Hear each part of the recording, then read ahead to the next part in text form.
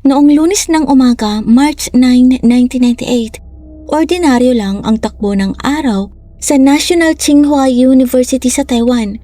Tahimik ang campus, abala ang mga estudyante sa kani-kanilang ginagawa. Walang nakakaalam na ilang minuto lang ang lilipas, mapapago ang lahat. Sa Institute of Radiological Biology Research, may natuklasan ng mga staff na agad nagdala ng takot sa buong campus. Sa isang lecture hall sa likod na bahagi ng silid at sa ilalim ng air conditioning unit, may nakahiga na isang bangkay. Halos hindi na makilala ang mukha ng biktima. Matindi ang pagkasira ng itaas na bahagi ng katawan, lalo na ang mukha, na tila kinain ng isang malakas na kemikal. Dahil dito, halos imposibleng makilala kung sino siya. Agad tumawag ng mga pulis ang universidad. Pagdating ng mga investigador, maging ang mga veteranong pulis ay nabigla sa kalagayan ng bangkay. Pero higit sa lahat, dalawang tanong ang kailangang masagot. Sino ang gumawa nito? At sino ang biktima? Estudyante ba siya o miyembro ng faculty? Unang hakbang ng mga pulis ang tingnan ang listahan ng mga babaeng estudyanteng naiulat na nawawala sa universidad at may isang pangalan na agad na mukod-tangi, Xu Jiazin. Second year graduate student siya sa Institute of Radiological Biology Research. Ayon sa kanyang mga kaibigan at guro, 2 araw na siyang hindi nagpapakita at wala ring nakakausap sa kanya. Hindi na rin alam ng kanyang pamilya kung nasaan siya. Ang mga magulang ni Jiazin ay desperadong naghahanap sa kanya. Tinatawagan nila ang mga kaibigan at kakilala ng kanilang anak. Umaasang may nakakaalam kung saan ito pumunta. Pero walang makapagbigay ng sagot. Kaya agad silang pinapunta ng mga pulis para kilalanin ang bangkay.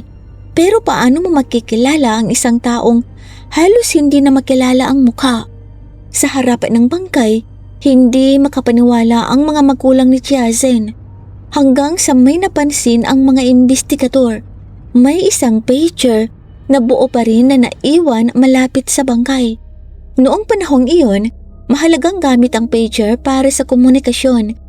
Kinuha ito ng ama ni Jiazin at gamit ang pamilyar na numero ng pager ng kanyang anak, tinawagan niya ito. Ilang sekundo ang lumipas at sa tahimik na lecture hall, tumunog ang pager.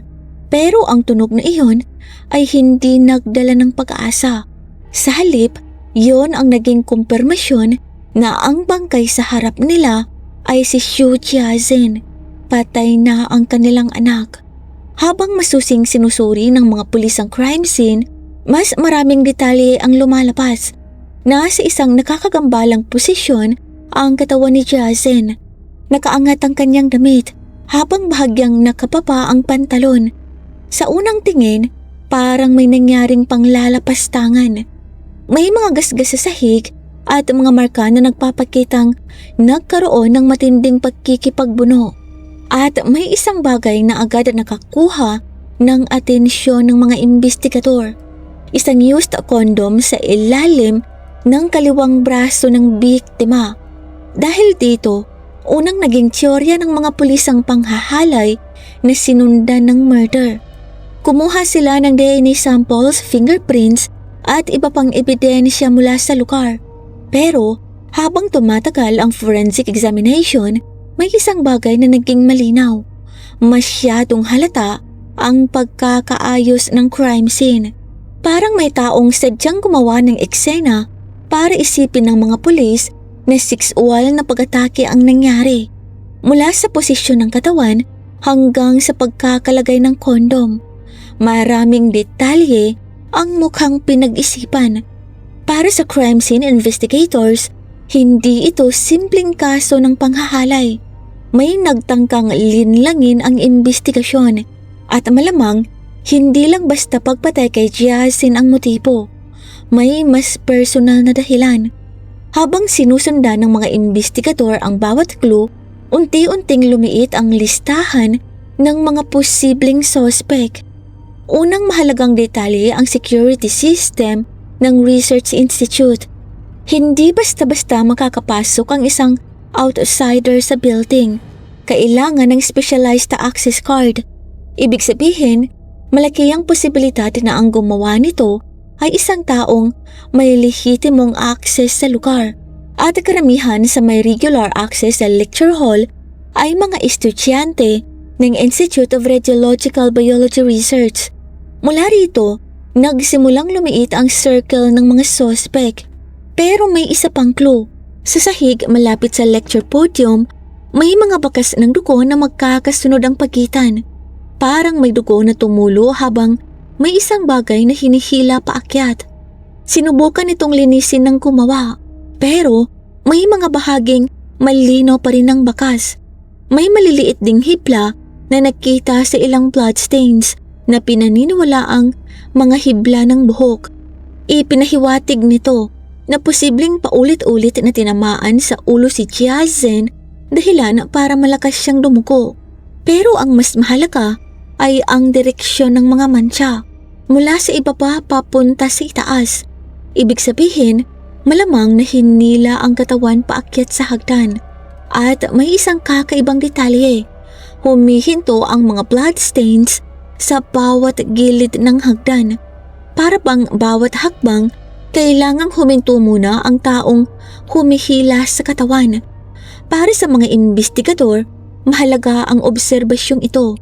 Kung isang malakas na adult male ang gumawa nito, hindi sana ganoon kahirap ang paghihila sa katawan. Dahil dito, lumitaw ang isang nakakagulat na posibilidad.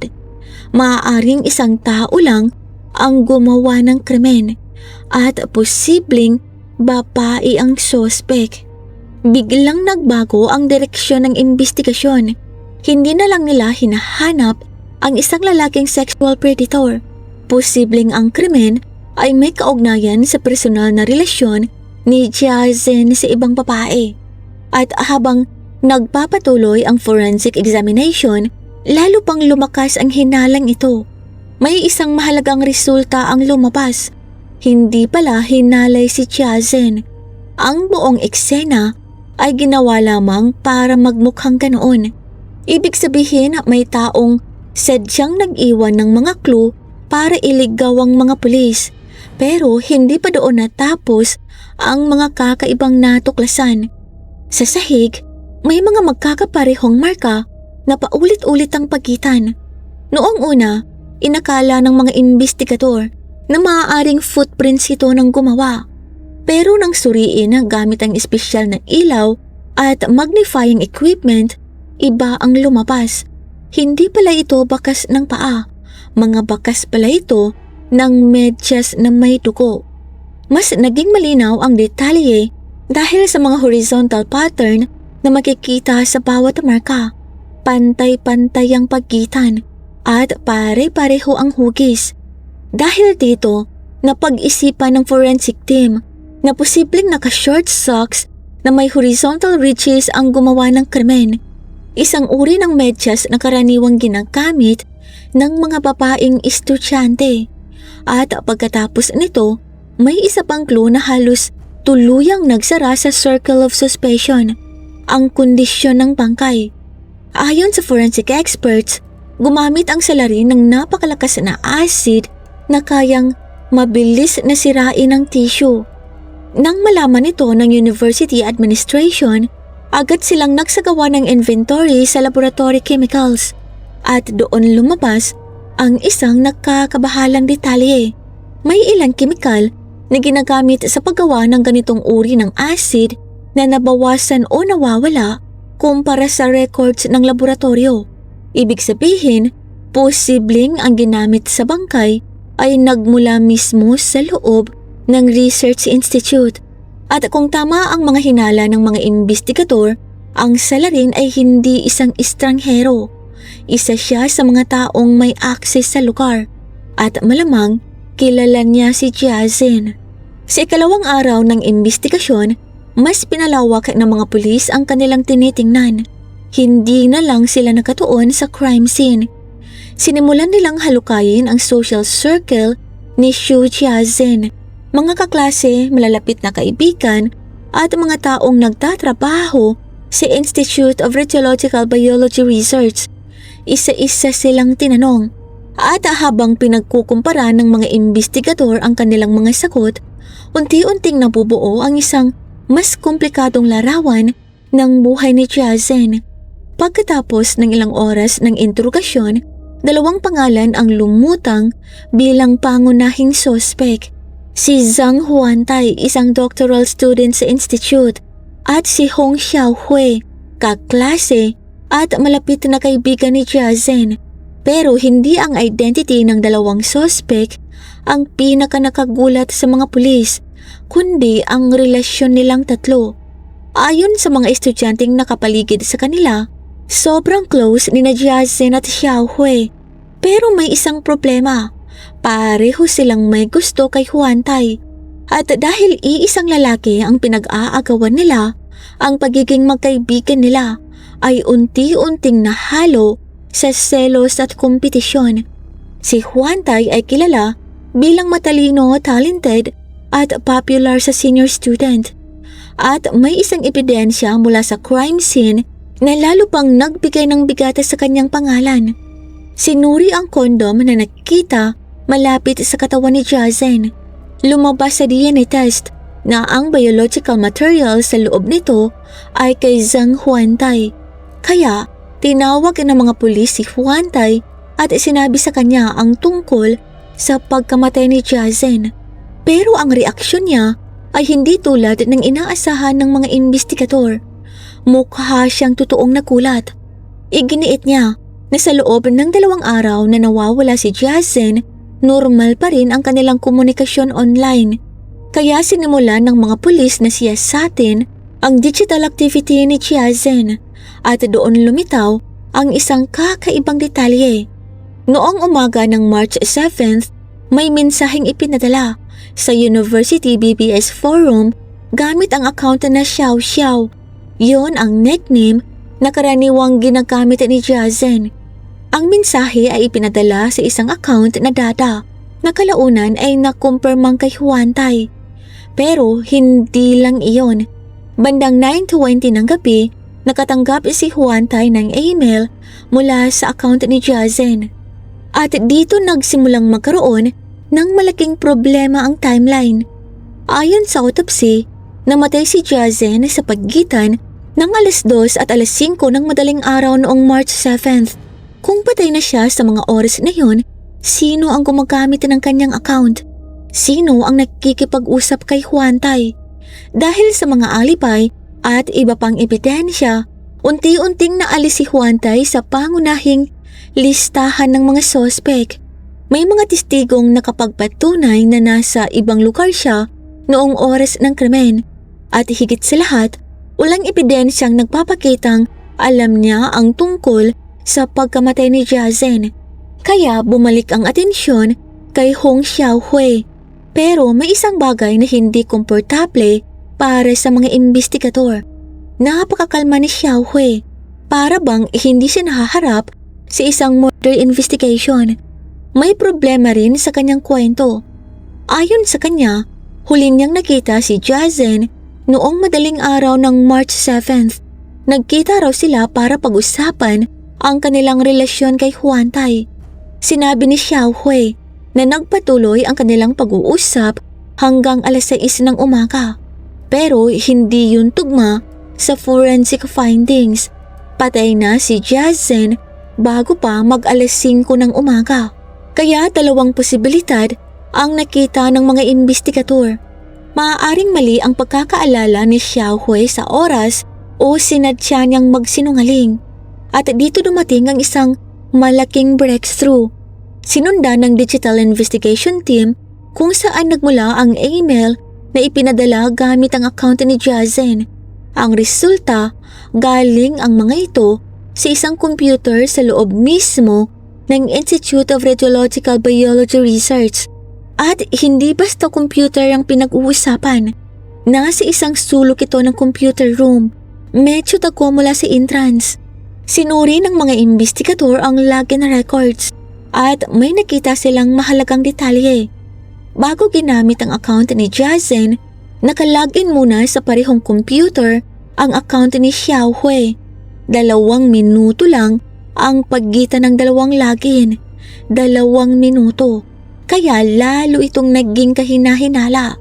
Agad nilang kinapanayam ang mga taong nasa computer room noong panahong iyon at halos pare-pareho ang kanilang mga sagot.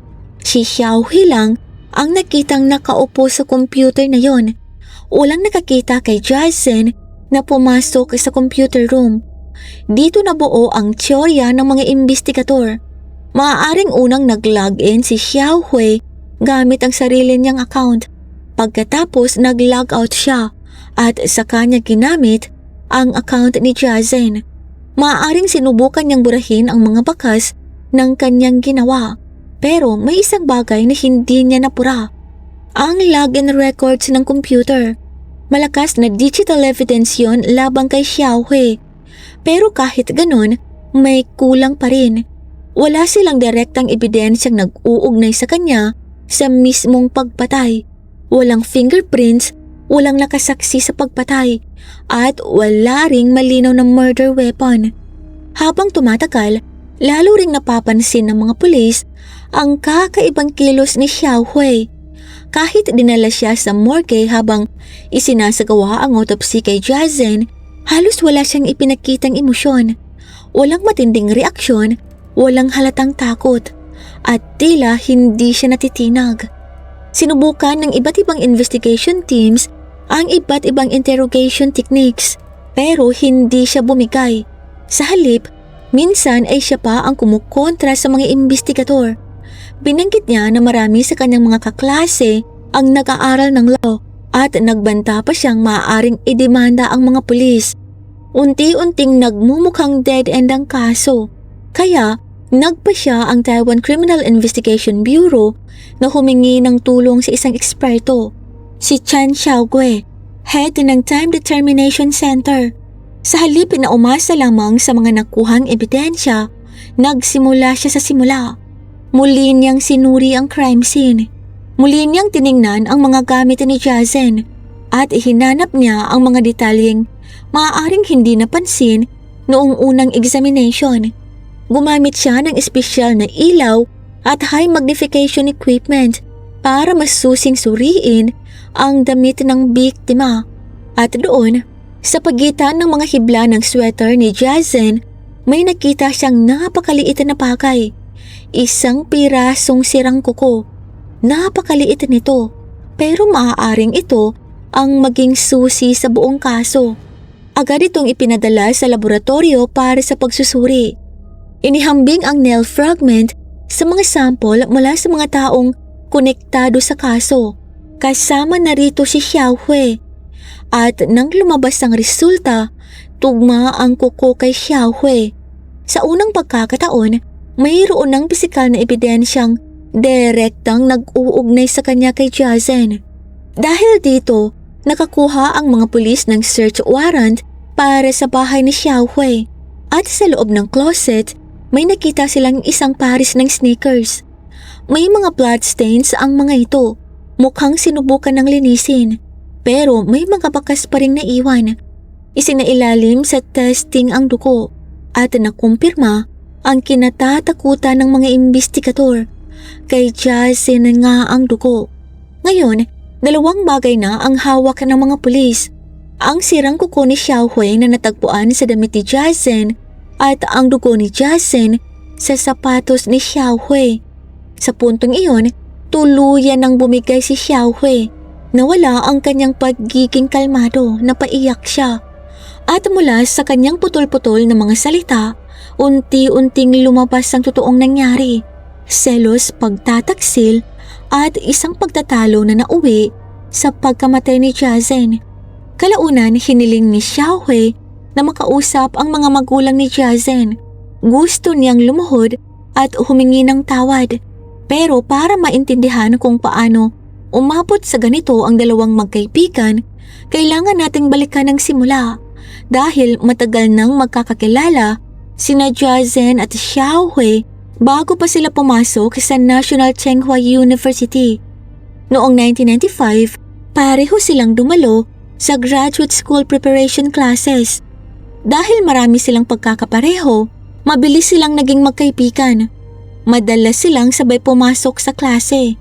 Makalipas ang 1 taon, pareho silang nakapasa sa entrance examination ng Institute of Radiological Biology Research sa National Tsinghua University sa Taiwan.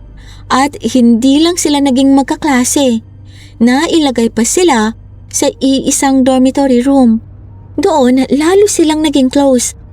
Halos wala silang sikretong hindi alam ng isa't isa. Best friends sila hanggang sa dumating si Zhang Huantay. At mula roon, unti-unting nagbago ang lahat. Si Huantay ay galing sa isang kilalang pamilya sa Banqiao City at nag-iisang anak. Pagkatapos ng military service, pumasok siya sa Graduate Institute ng National Tsinghua University. Mabilis siyang nakilala dahil sa kanyang academic ability. Pagkatapos lamang ng 1 taon bilang graduate student, pinayagan siyang dumiretso sa doctoral program. Hindi pangkaraniwang achievement iyon, pero hindi lang sa academics kapansin-pansin si Huantay. Popular din siya sa mga babaeng estudyante. Madalas may mga babaeng pumupunta sa laboratory nila para kunwari ay magtanong tungkol sa academics. Pero para sa ilan, ibang dahilan talaga ang pakay. Gusto nilang mapalapit sa kanya. At kahit may nobya si Huantay na kapwa niya estudyante sa institute, patuloy pa rin siyang tumatanggap ng atensyon mula sa ibang babae. Sa isang maliit na research institute, kung saan halos araw-araw nakikita ang mga tao, mabilis lumalim ang mga personal na relasyon at si Jiazhen nahulog ang loob kay Huantay. Alam niyang may nobya na ito pero hindi yun naging sapat para pigilan ang kanyang nararamdaman. Natural lang na kailangan niyang may mapagsabihan at sino pa ba ang pagsasabihan niya kundi ang pinakamalapitan niyang kaibigan, si Xiaohui. Sa gabi sa dormitoryo, ikinukwento ni Jiazhen kay Xiaohui ang nararamdaman niya para kay Huantay. Pero may isang bagay na hindi alam ni Jiazhen. May gusto si Xiaohui kay Huantay. Matagal na, hindi lang niya ito sinabi kahit kanino. Kaya sa bawat pagkakataong masayang ikinukwento ni Jiazhen si Huantay, kailangang itago ni Xiaohui ang kanyang selos hanggang sa dumating ang panahon na hindi na niya kayang manatili sa gilid. Palihim siyang lumapit kay Huantay at kalaunan nagkaroon sila ng physical relationship. Hindi alam ni Jiazhen na ang kanyang pinakamalapit na kaibigan ay lihim ng nakikipagrelasyon sa lalaking gusto niya. At mas naging magulo ang lahat dahil hindi rin malinaw ang naging posisyon ni Huantay. Sa halip na tuluyang lumayo sa isa sa kanila, tinanggapan niya ang atensyon ni Jiazhen at Xiaohui.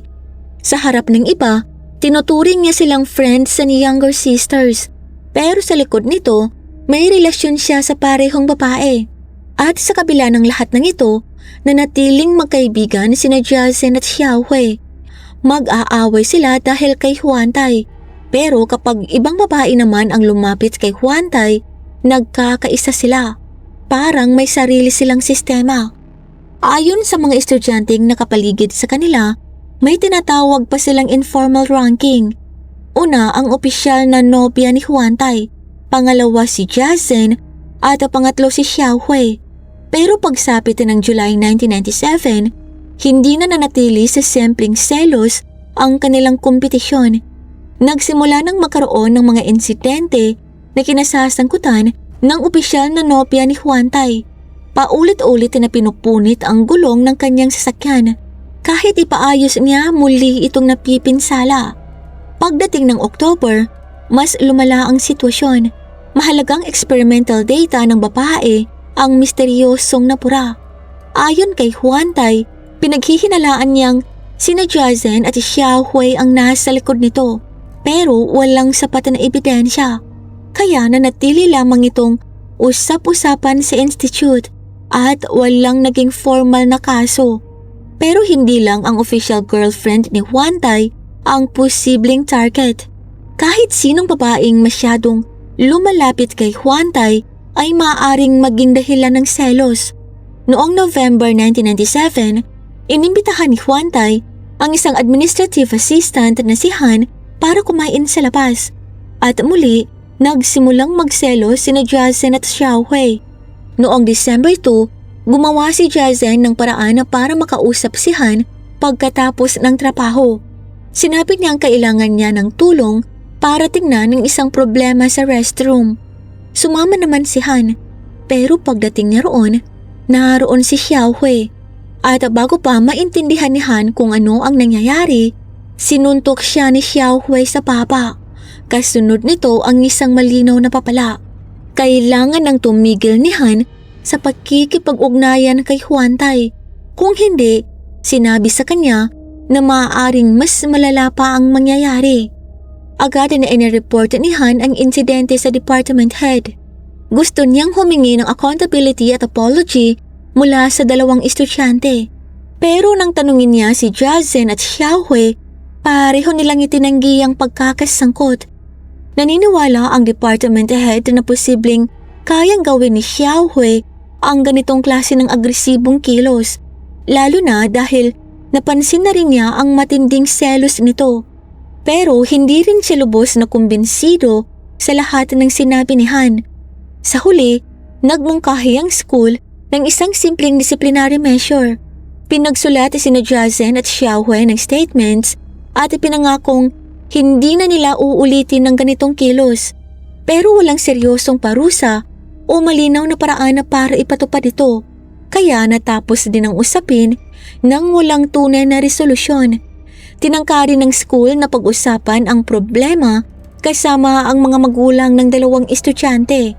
Pero para sa kanilang mga pamilya, mahirap paniwalaan na ang kanilang mga anak na kilala nilang mahusay at mababait na estudyante ay maaaring gumawa ng ganoong karahasan. Kaya nanatiling unresolved ang lahat. At wala pang 3 buwan ang lilipas, ang dalawang babaeng dating magkaibigan ay hahantong sa isang trahedyang hindi na nila mapapawi. Isa sa kanila ang mamamatay at ang isa naman ay magiging pangunahing sospek sa kanyang pagkamatay. Dahil hindi magkasundo ang magkabilang panig, gumawa ng huling hakbang ang department head.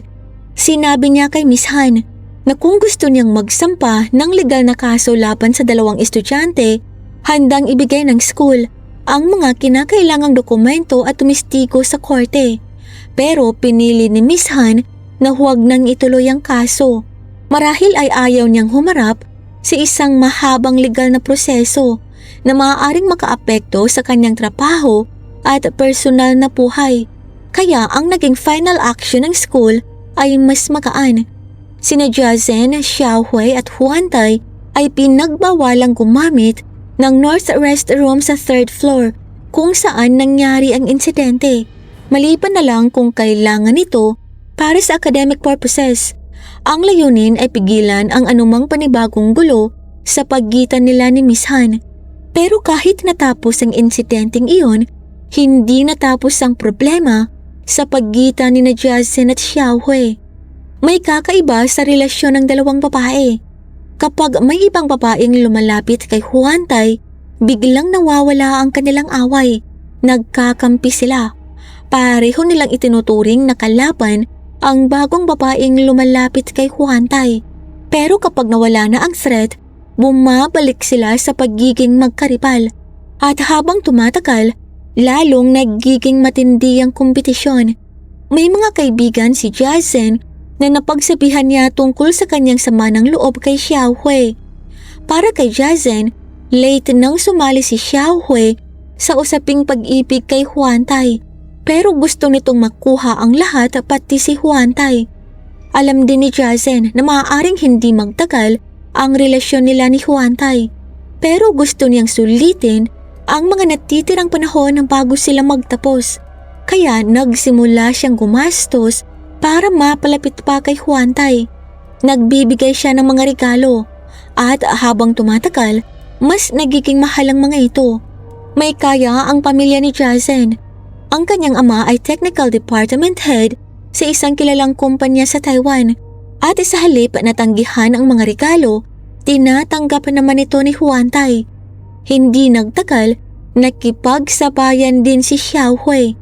Mas limitado ang pera ng kanyang pamilya kumpara kay Jiazhen, kaya gumawa siya ng paraan para makabili ng mga regalo para kay Huantay.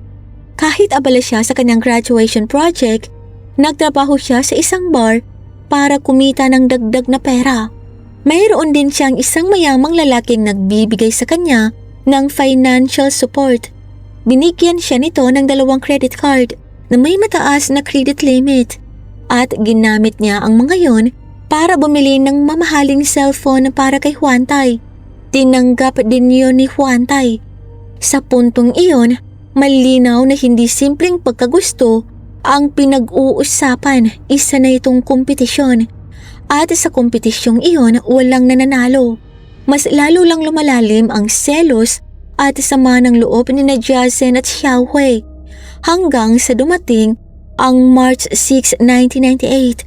Noong umagang iyon, hiniram ni Xiaohui ang personal credit card ni Jiazhen. Ginamit niya ito sa pamimili at ibinalik naman ang card pagsapit ng tanghali.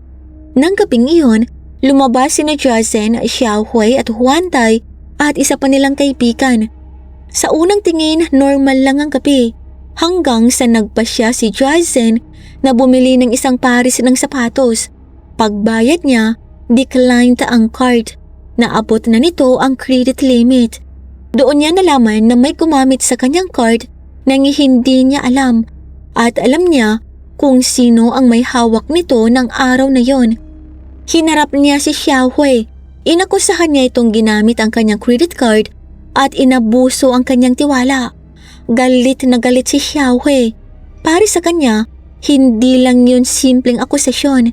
Pakiramdam niya sinadya siyang ipahiya ni Jiazhen lalo na sa harap ni Huantay. Pagsapit ng madaling araw ng March 7th, hindi pa rin natatapos ang tensyon. Si Xiaohui mismo ang nagmungkahi na magkita silang dalawa ng pribado sa lecture hall ng Research Institute. Pareho silang may gustong mangyari. Pareho nilang sinabi sa isa't isa na lumayo sa kanilang dalawa si Huantay. Habang tumatagal ang usapan, lalong umiinit ang pagtatalo hanggang sa tuluyang mawala ng kontrol si Xiaohui. Sinampal niya si Jiazhen.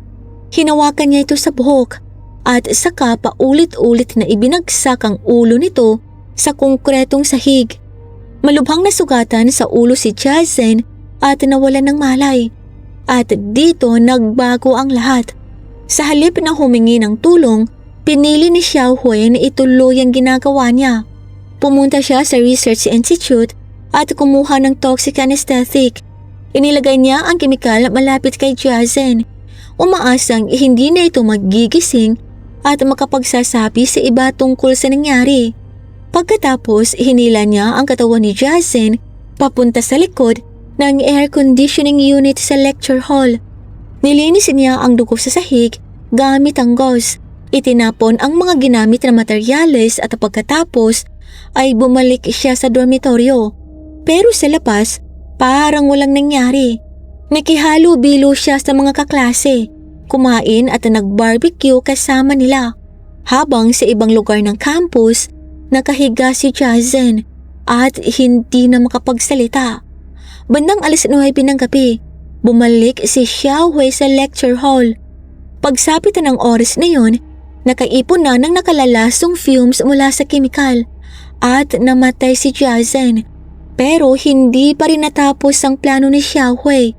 Sinubukan niyang burahin ang mga bakas ng krimen. Kumuha siya ng mga kemikal mula sa laboratorio na maaaring gamitin sa paghahanda ng acid at ibinuhos niya ito sa mukha at leeg ni Jiazhen. Pagkatapos, may isa pa siyang ginawa.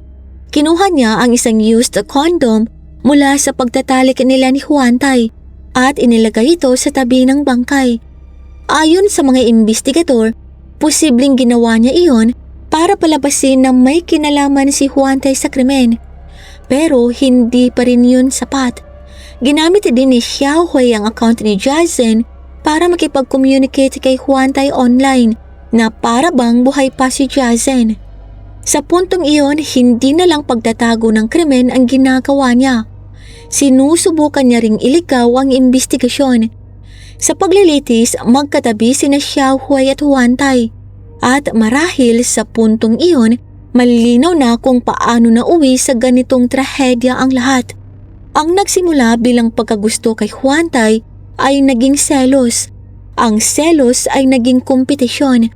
At ang kompetisyon ay nauwi sa kalit laban sa sarili niyang kaibigan.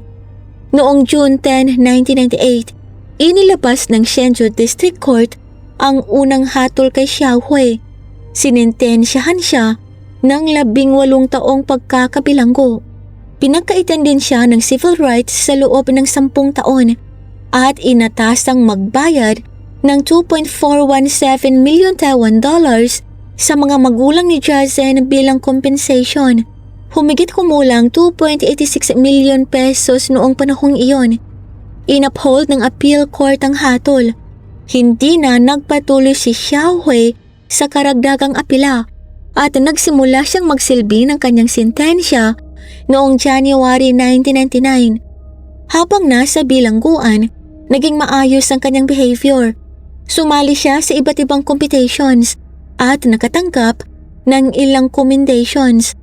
4 na beses siyang nag-apply para sa parol, pero 4 na beses din itong tinanggihan, kabilang na ang konsiderasyon sa bigat at paraan ng kanyang ginawa. Hanggang sa November 27, 2008, sa kanyang ikalimang parole application, muling sinuri ng korte ang kanyang kaso. 34 years old na noon si Xiao Hui. Ayon sa pagsusuri ng korte, nagpakita siya ng pagsisisi. Mababa ang posibilidad na muling gumawa ng krimen at meron siyang plano para sa kanyang buhay pagkatapos ng pagkakakulong. At sa pagkakataong ito, naaprubahan ng kanyang parol. At doon nagtapos ang isang kaso na nagsimula sa isang pagkakaibigan. 2 babaeng dating hindi mapaghiwalay, parehong nagkaroon ng damdamin para sa iisang lalaki. At habang lumalalim ang selos at kompetisyon, unti-unting nasira ang kanilang pagkakaibigan. Isang pagtatalo lang ang naging simula, pero ang naging kapalit ay isang buhay. At para kay Xiao Hui, maraming taon ng kanyang sariling buhay ang nawala sa loob ng bilangguan. Sa huli, ipinapakita ng kasong ito kung gaano kalaki ang maaaring maging epekto ng selos kapag pinabayaan itong lumalim. Dahil minsan, ang taong pinakamalapit sa atin, siya rin ang taong alam kung saan tayo pinakamahina. At sa kaso ni Jiazhen at Xiao Hui, ang dating matalik na magkakaibigan ay nagtapos sa isang krimen na hindi na kailanman mapapawi. Ito lamang po para sa araw na ito. Maraming salamat po sa pagsubaybay.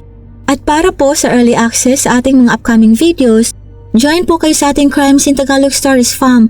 Nasa description po sa ibaba ang link. Ito lamang po para sa araw na ito. Magkita po tayo sa susunod na kwento. At sa muli, mag-ingat po tayong lahat. Paalam!